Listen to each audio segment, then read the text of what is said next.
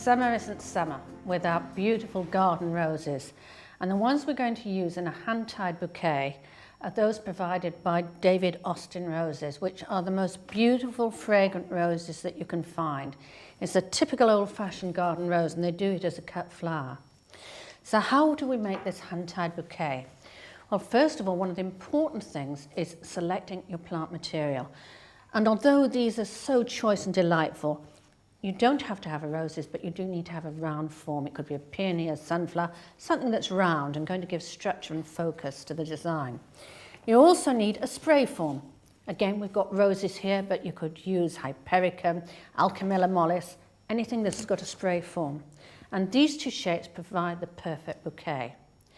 One other thing that I do like in a homemade hand-tied is foliage. And the foliage we've got here, we want to show you, we've got some ivy, which is accessible to just about anyone. We've got some hard ruscus, which is a different texture and form, and we've got some eucalyptus.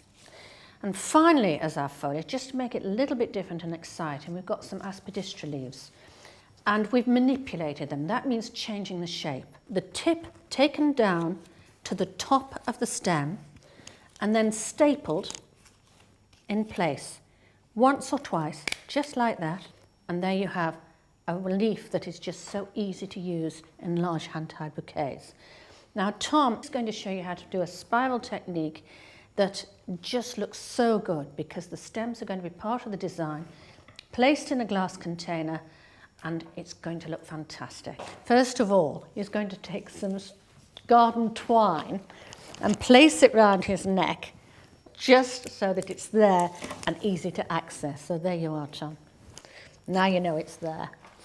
So he's going to take a beautiful focal flower and he's going to hold it in his left hand, and then he's going to take the second stem and cross it over the first stem. The tip of the plant material is going towards the shoulder of the hand holding the bouquet. And then he's going to add further stems. There goes the spray rose, and he's crossing it again so that it goes wider with this part towards the shoulder of the hand holding the flowers. And at the bottom, the stems go further out in the opposite direction. Now another rose, gorgeous rose. I think that one's called Patience, and another aspidistra. And every stem that he places in, it goes wider at the bottom in one direction, and it goes wider at the top in the opposite direction towards the shoulder of the hand holding the flowers.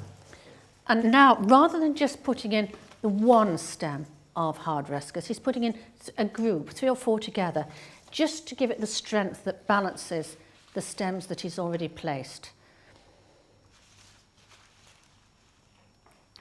And in they go. And the spiral is already beginning to form. Tom's been making the most incredible hand ties at the school for more than 5 years now. So can we see the stems, Tom, how the stems are beginning to create that beautiful spiral? The binding point is the term we use for the point where the hand grips the stems.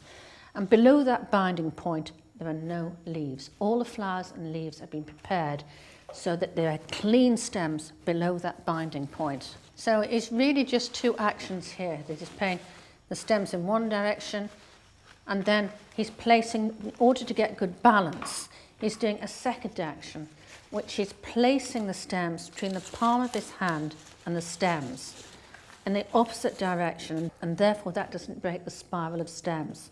You think of the spiral going around like this. So the first action is to place all the stems at the front with the heads towards the shoulder of the hand holding the flowers.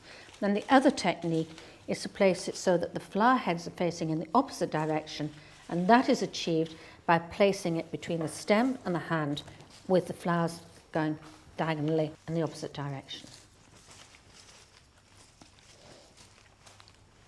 So what is nice about the aspidistra leaves is that they're giving a smooth texture.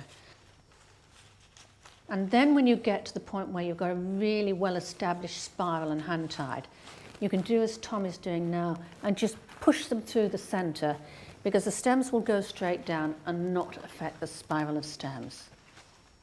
So I think this one is a wonderful gift for anyone, or even to enjoy yourself in the home. There is an awful lot of plant material in this. And don't feel, if you're going to make a hand tie, that you've got to use these amount of stems. Hand ties can be made with 20 stems of simple flowers.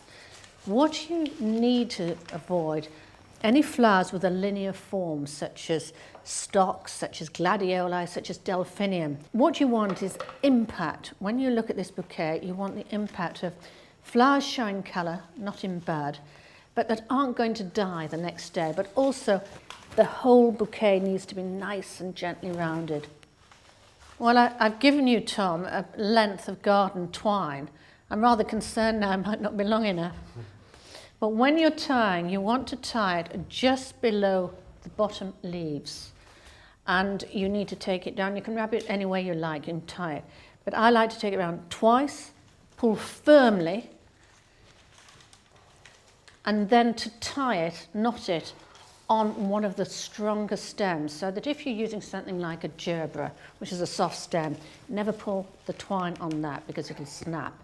But if you've got a nice strong piece of eucalyptus or a rose with a good strong stem, that's where you make the tie.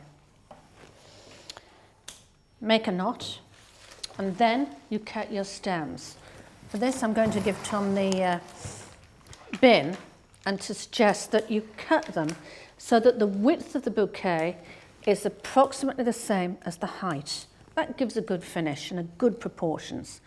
Take the scissors and just take them straight across. This is the one occasion where I don't cut at an angle, just nice and tight straight across.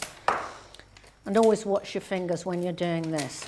If the stems are strong, use secateurs.